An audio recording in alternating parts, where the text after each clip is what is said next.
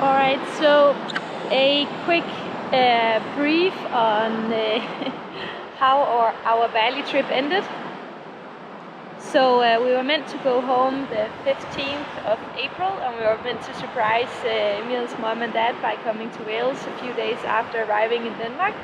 But because of all the coronavirus stuff, we had to go home earlier. It was so difficult to decide because when we were in Bali, my sister called and my parents called and they were like, I think it's about time to come home.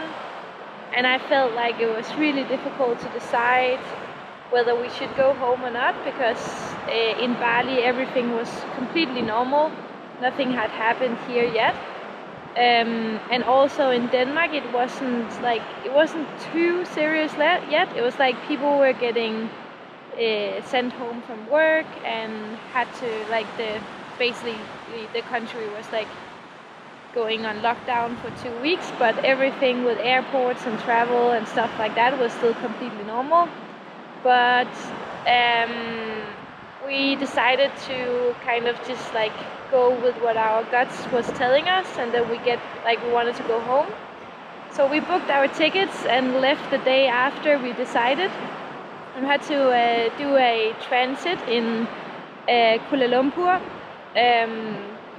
And because we booked the tickets the day before, we woke up on the day we had to travel and we saw that Malaysia had decided to close down their borders for Danish passports the 14th, and we were traveling on the 13th.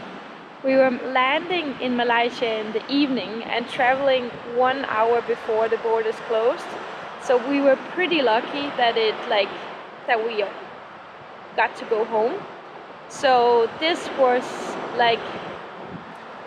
just really lucky. And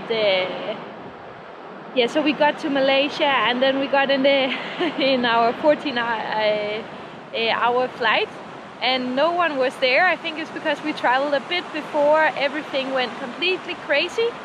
So we got in the plane and we had an entire row for ourselves. So we just slept for almost 14 hours until we arrived in London. And then we went by train, and then we went to surprise Emils' dad because he still didn't know that we were coming home. We just told him the last time we talked that we were gonna stay, but we didn't. So so we surprised him. All right, we are in London. Okay, so change of plans. Come home. World has gone crazy.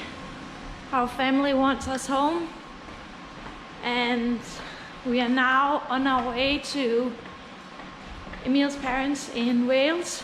Yeah. And we will surprise your dad.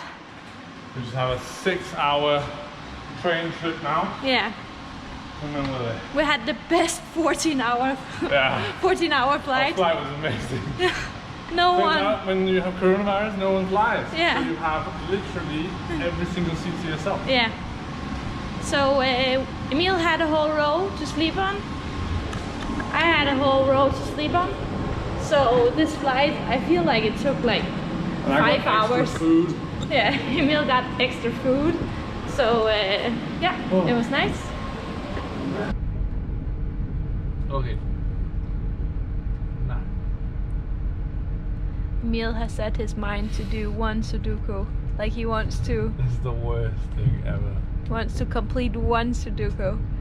And the internet here in the train is not working, so we're just like bored and tired of reading. We just want to see Emils' parents. Okay. So 2, 2. Almost there though. Er du klar, skat? Are you ready?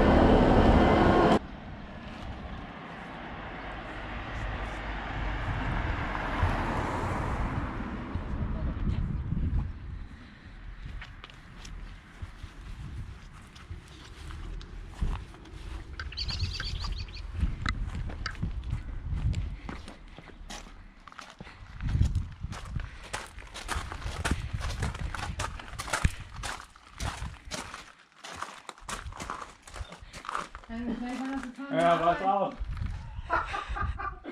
Helt ærligt. Oh,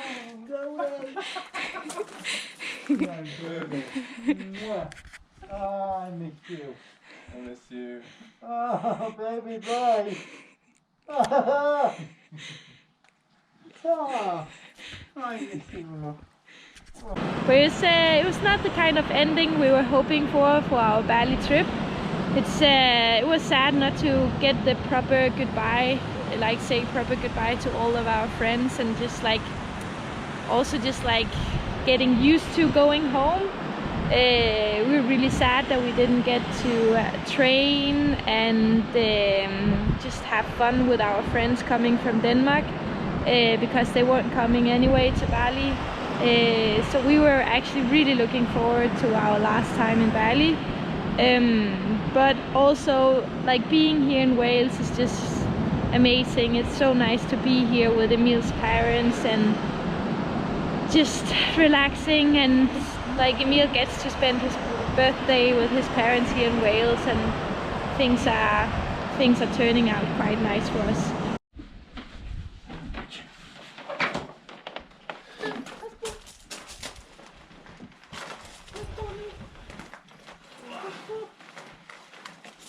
Ja.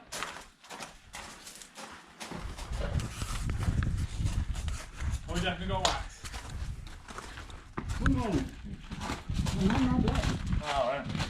We didn't do one day of surfing in Bali.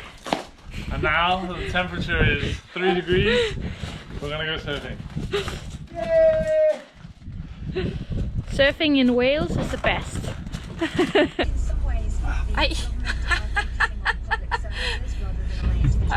Excuse me, can you get a move on?